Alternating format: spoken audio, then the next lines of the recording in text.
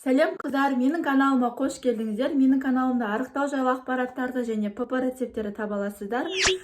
Менің каналым сіздердің арықтауларыңызға 100% көмектесетін бірден-бір қазақ тілді каналдардың бірі. Сол үшін менің каналыма тіркеліп, қоңыраушаны басып, дәл осы видеоны достарыңызбен бөлісіңіздер. Ал енді менің бүгінгі қозғайтын тақырыбым арықтау барысында біз көп адамдар барлық білесіздер, организмнің 80% судан құралады. Сол үшін судың қажеттілігін өтеу керек. Суды дұрыс ішу арқылы біз артық салмақтан арыла аламыз. Егер де біздің бірден қарнымыз ашса, тек қана тамақ емес, бірінші кезекте жылы су немесе бөлме температурасындағы суды ішетін болсақ, біздің қарнымыз ашып тұрған, пайда болып тұрған сезім бізде жойылатын болады. Сол үшін суды міндетті түрде дұрыс ішуді үйреніңіздер.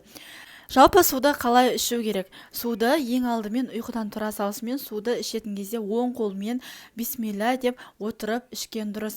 Егер сіз суды тұрып ішетін болсаңыз, онда су тіке кетеді де іштің шығуына көмегін тигізеді. Сол үшін суды отырып ішетін болсаңыз, сізге пайдасын тигізеді.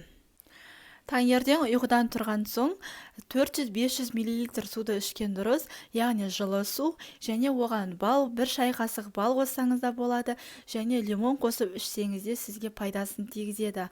Ал адамдар арықтау барысында суды 1 килограммға 30 мл санды көбейтсе, өзінің салмағына сәйкес судың нормасы шығады. Мәселен, менің салмағым 76 килограмм болса, яғни 76 келі болса, оған 30 көбейтсем, өзімнің нормам шығады. Дәл сіз де солай жасасаңыз, өзіңіздің нормаңыз шығады.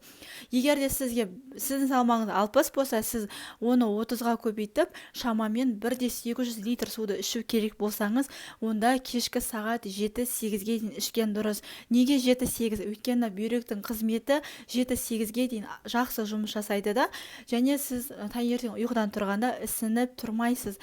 Яғни кіші дәретке уақытымен барып тұрасыз. Сол үшін нормаңызға сәйкес суды сағат 7-8-ге дейін ішсеңіз, арықтауыңызға өте көп көмегін, пайдасын тигізеді.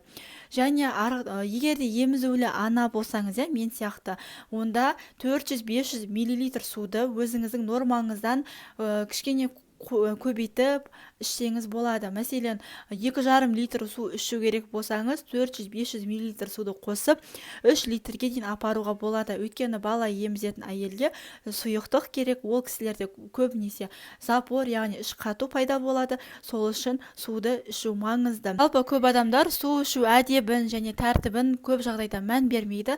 Біз тамақтанар алдында 15-20 минут бұрын су ішу керек, тамақтан кейін 40 минуттан кейін су ішу керек деген қағиданы көп адамдар ескермейді. Егер де біз тамақтанар алдында 15-20 минут су ішетін болсақ, онда біз артық тамақ жеп қоюдан аулақ боламыз. Ал егер де біз 40 минуттан кейін су ішетін болсақ, біз қорытылған тамақтың ары қарай қорытылуына көмектесетін боламыз. Ал егер де біз тамақпен бірге суды ішетін болсақ, онда таңғы асқа жеген тамағымыз немесе түскі асқа жеген тамағымыз қорытылуына біз өзіміз кедергі жасайтын боламыз. Сол үшін тамақтан алдын 15-20 минут бұрын деген қағиданы және тамақтан кейін 40 минуттан кейін су ішу керек деген қағиданы біз сақтауымыз қажет. Дәл осылай күнде жалғаса беретін болса, онда біз артық салмақтан оңай тез арылатын боламыз. Кез келген тамақтанар алдында 15-20 минут бұрын су ішкен дұрыс.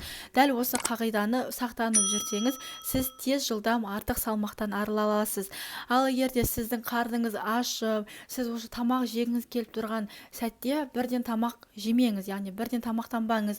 Сіз сондай сезім пайда болған кезде бірден 2 стакан бөлме температурасындағы суды ішіп көріңіз.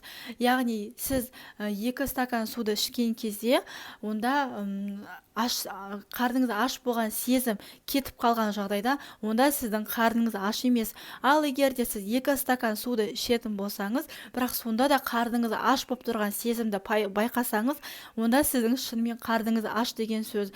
Яғни көп адамдар қарны ашса, бірден су ішпейді, тек қана тамақтанады да артық салмақты өздеріне алып келеді. Артық салмақ ол бірден жаңағыдай қарны ашқан кезде бір тамақ жеп қою емес қой, ол деген әдетпен келетін нәрсе. Яғни күнделікті дәл солай қарныңыз ашқан сайын жей беретін болсаңыз, онда сізде артық салмақ пайда болуы мүмкін. Және су ішер кезде мен 2 литр су ішуім керек қой күні бойы деген сияқты ой болып, сосын бір ішкенде 1 литр суды бір ішіп, одан кейін екінші біраз уақыттан кейін екінші литрді ішетін болсаңыз, ол дұрыс емес.